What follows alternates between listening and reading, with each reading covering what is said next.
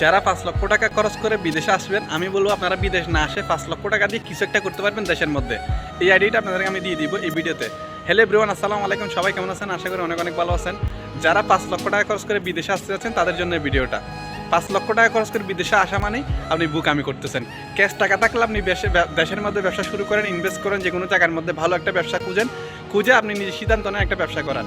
যদি ক্যাশ টাকা না থাকে, কিস্তি লোন থাকে বা লোন নিয়ে আসতে যাচ্ছেন বিদেশে, অবশ্যই আমি বলবো লোন নিয়ে এসে বিদেশের মধ্যে যে টাকাটা ক্যাশ আছে 10-12 হাজার টাকা, 15,000 টাকা, 20,000 টাকা, 50,000 টাকা, যা ক্যাশ আছে আপনি তা নিয়ে আপনি শুরু করতে পারেন ব্যবসা দেশের মধ্যে। কীভাবে শুরু করবেন? যাদের থেকে ক্যাশ টাকা বেশি না তারা চাইলে আশেপাশে যে বিভিন্ন এলাকার মধ্যে গিয়ে বা বিভিন্ন আশেপাশে রাস্তার পাশে হকারি বিজনেস করতে পারেন। শুরুতে আপনার থেকে খারাপ লাগলো, 1-2 মাস যখন করবেন তখন আপনার থেকে ঠিক হয়ে যাবে। এটা শরম লাগবে, একটু লজ্জা লাগবে, কারণ এটা আমাদের কর্ম, এটা আমরা চুরি করতেছি না।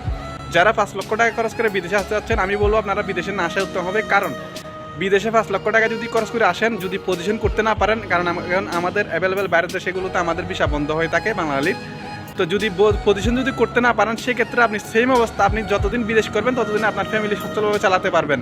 পরবর্তী তখন আপনি দেশে চলে যাবেন একেবারে, তখন আবার আগের অবস্থায় চলে যাবেন, অভাব অনটন দূর হবে না কখনো। এর চেয়ে বেটার হবে আপনি যখন বাংলাদেশে থাকবেন, কোনো একটা জিনিস ইনভেস্ট করবেন বা শুরু করবেন ব্যবসার মধ্যে, তাহলে আপনি আস্তে আস্তে 2-1 বছর কষ্ট করবেন, এর পরবর্তী আস্তে আস্তে আপনি ব্যবসা দাঁড়া করাতে পারবেন। ছোটো থেকে মানুষ বড় হয়, এখন থেকে সিদ্ধান্ত এটা নেন। অনেকেই বিদেশে যাওয়ার জন্য লাফালাফি করেন, যেটা আমার 4 বছরের অভিজ্ঞতা থেকে বলতেছি। 4 বছর চলে গেছে, লাইফে কিছু করতে পারেনি এখনো। কারণ হচ্ছে আমাদের এখানে বিভিন্ন বাংলাদেশের ভিসা বন্ধ, বিভিন্ন ক্যাটাগরির ভিসা বন্ধ, আপনি চাইলে কিছু করা সম্ভব না। আমাদের এখন বাইরের দেশগুলোতে ভিসা বেশিরভাগ বন্ধ হয়ে থাকে। তা আপনি এই যে কোম্পানিতে আসবেন, সেই কোম্পানি থেকে চাইলে সব কিছু করতে পারবেন না।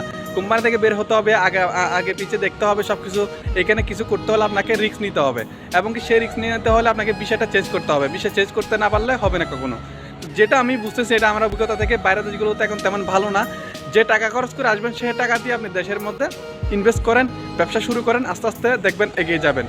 বা টাকা নেই, ক্যাশ টাকা, লোন নিয়ে আসতে যাচ্ছেন, লোন না নিয়ে ক্যাশ টাকা যা আছে তা দিয়ে হকারি ব্যবসা শুরু করুন। হকারি থেকে অনেকেই বড় বড় ব্যবসায়ী হচ্ছে বর্তমানে। তো হকারি ব্যবসা থেকে শুরু করেন, আস্তে আস্তে দেখবেন আপনার ব্যবসা এগিয়ে যাবে সামনের দিকে।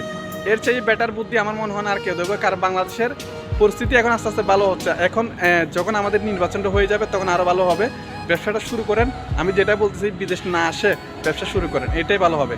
যারা বিদেশে এসে গেছে 4-5 লক্ষ টাকা খরচ করে, তারা এখন ফেসে গেছে, না কিস্তি সুদ দিতে পারতেছে, না দেশের মধ্যে যাইতে পারতেছে, না কিছু একটা করতে পারতেছে।